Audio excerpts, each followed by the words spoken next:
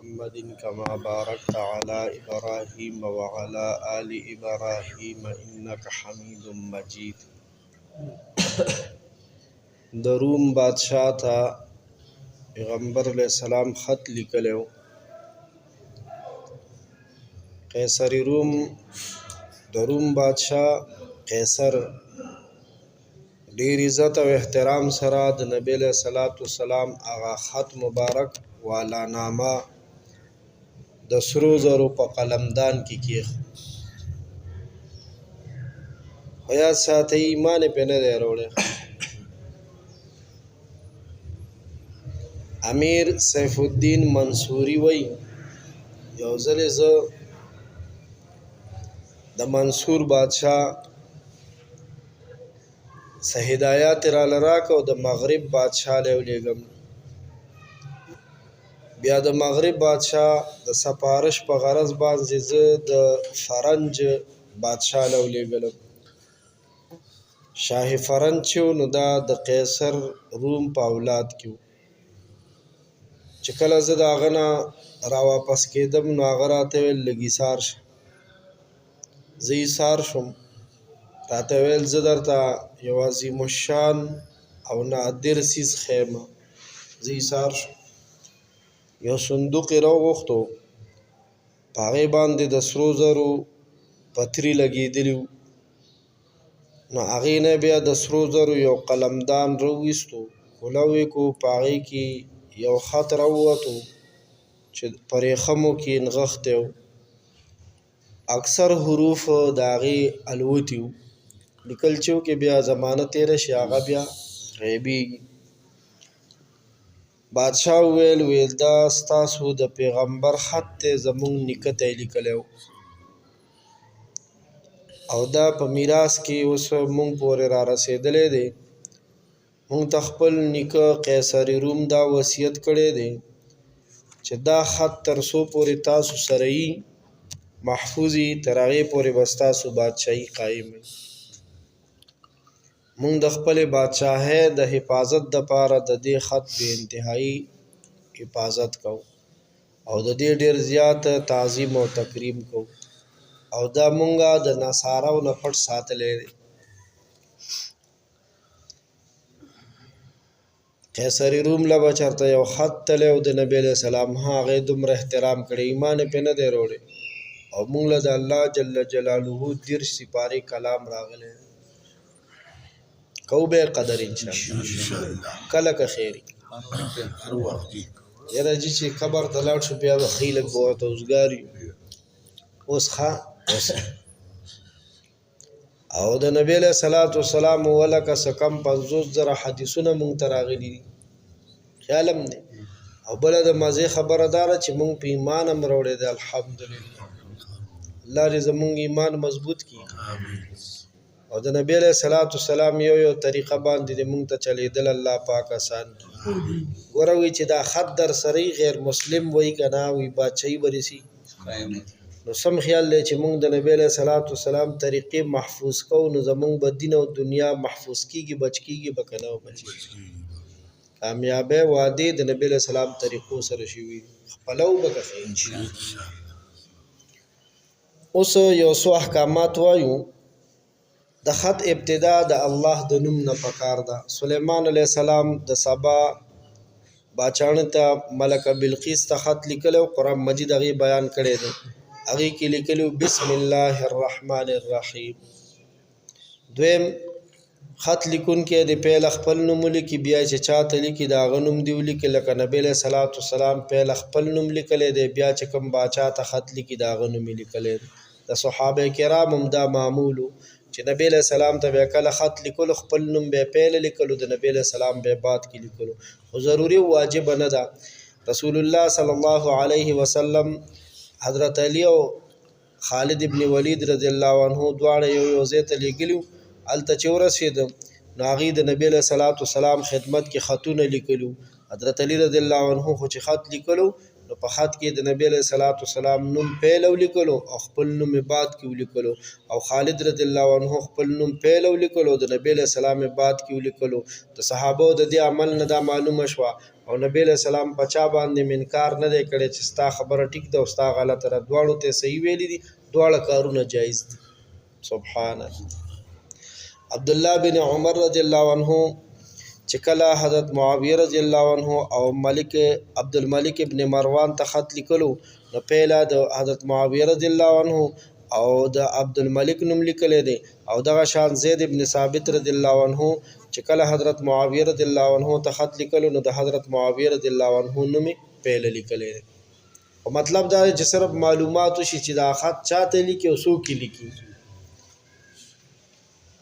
نبی علیہ الصلوۃ والسلام په خپل خط مبارک کې د ځان سره عبد الله ټکی ولیکلو عبد الله دې کې د نصاراو چې کومه فاسده عقیده و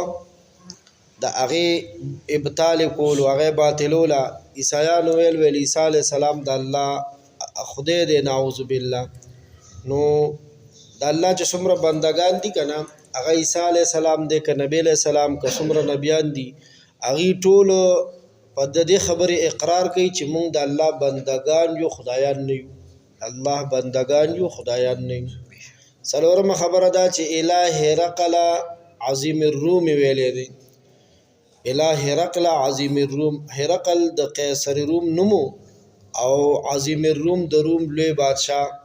نو دې نه پته ولګېده چې کله کافرانو تم سړی خط لیکي میسج لیکي نو خط مراسلت هغه برقي میسج وی دا اوس د موبایلونو که په خط کې ورته لیکي نو مناسب القاب ورته لیکل پکار دي مناسب القاب چې کومه عہده وي که نه عہده د غیر مسلم نو هغه عہده ورته لیکل پکار دي پنځم نبی علیہ الصلوۃ والسلام ورته په خط کې لیکلو سلام علی من اتبع الهدى سلام دی پاغه چا باندې چې هغه د هدایت اتباع کا د هدایت اتباع اونکا بیا په سلام نشته دا مطلب دی دا جمله د حضرت موسی علیہ السلام په قصه کې ذکر ده اشاره دی خبره تر چې کافر ته مطلقاً سلام علیک لیکل جایز نه دي السلام علیک وینا یا لیکل کافر د پاره نشته نشي کوله بلکې السلام علی من اتبع الهدى لیکل پکار ني چې پتا باندې سلامتیا په دې شرط تک چریتا د هدایت او د ایمان تابعداري وکړو اعلی او کتابداري دیونه کبه در باندې سلام نه دي او شپږم اسلم تسلم یؤتک الله اجرک مرتين مسلمان شه محفوظ بشي دین دنیا باندې بچي الله بدل ډبل اجر درکي یو اجر د خپل نبی باندې د ایمان عیسی علیہ السلام باندې او بل اجر نبی آخر الزمان محمد رسول الله خاتم النبیین صلی الله علیه وسلم باندې د ایمان درولو د وجنه دی لکه الله تعالی فرمایلی دي کنه اولئک یؤتون اجرهم مرتين او اومه خبره نبی علیہ الصلوۃ والسلام ورته په خط کې لیکلو فإن تولیت فإن عليك اثم الاريسيين کتارو ګردانیو که د اسلام نو اسلام د قبول نکو نو ستا د رعایه او ګناه به ستا په غاړه باندې وي چې کله یو کس د چا د ګمراهۍ سبب جوړ شي کنه نو په د خپل ګنام یو چې هغه د چا د پاره د ګمراهۍ سبب جوړ شوی داغه د ګمراهۍ ګنام د غاړي وي قرآن مجید کې الله فرمایلی دی ولا يحملن اثقالهم واثقالا مع اثقالهم وی چې دا د بل د ګمراهۍ سبب جوړ شي د به د خپل ګناه پندم پورته کوي او داغه د ګمراه کولو د ګناه پند بم پورته کوي الله دې داسې ګناه نه مونږ بچ کی چې مونږ د بل د ګمراهۍ سبب وګرځو دا دکان کې راسته او د عیسایان پتا سلام وچی دی وسی وعلیکم عیسایان چې در باندې سلام واچي سکھ در باندې سلام واچي بل بدمزه در باندې سلام واچي نو هغه ته وعلیکم السلام نه وي السلام د الله نوم دی او د الله د نوم دا ناپاکان حقدار نه دي نو سبا ورته وعلیکم بس اتمه خبره دحیه کلبی رضی الله عنه له خط ورکو نبی علیہ السلام یوازې لګلې دحیه کلبی رضی الله عنه یو صحابي دی نبی علیہ السلام ول خپل خط ورکو دا خط د نبی علیہ السلام خبرې دي تحریری شکل کې دا د نبی علیہ السلام حدیث شو یو صحابي له ور کړی دی یو صحابي روان شوی دی هغه وړي دی واقع کې د دې خبرې نه دلیل نه وته چې خط دا حجت دی دلیل دی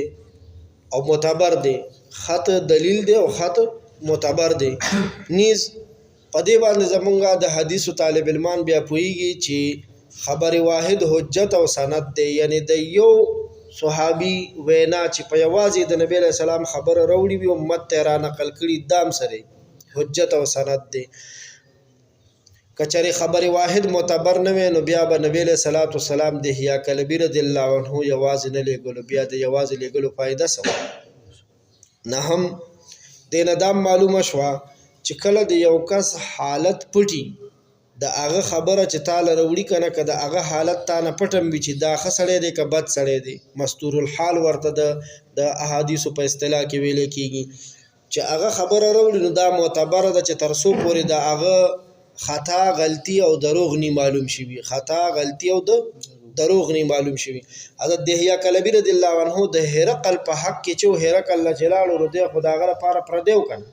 هغه څه پیژندو چې دا نیک سړی دی که بد دی نعوذ بالله صحابه خو ټول نیکان دي صحابه ټول عادلان دي مستور الحالو د هغې په حق کې لسم هرقل ته ښه پته وه ګوره دا ځای ډېر ضروري دی دلته لږ ښه غوږ کېدی که لږ خوځېدی شی هم خوځوي خیر دی چې زما توجه هم لږه برابره شي زه م خوځېدم هرقل ته ښه پته وه چې دا محمد مکه نبي دی چې د کوم نبي زیری حضرت عیسی علیه السلام ورکړی دی خو اسلام یې راونړو خې پیجندو چې د الله پیغمبر دی خو ایمان پی نو ګوره ایمان جاننے کا نہیں ماننے کا نام ہے ایمان د پیجنګلو نوم نه دی چې ته پیژنې چې دا پیغمبر دی نه د هغه د منودو په هغه باندې د ایمان راوړو او هغه منل تسلیمول د ایمان دی لہذا کم کس چې نبی علیہ السلام پیژني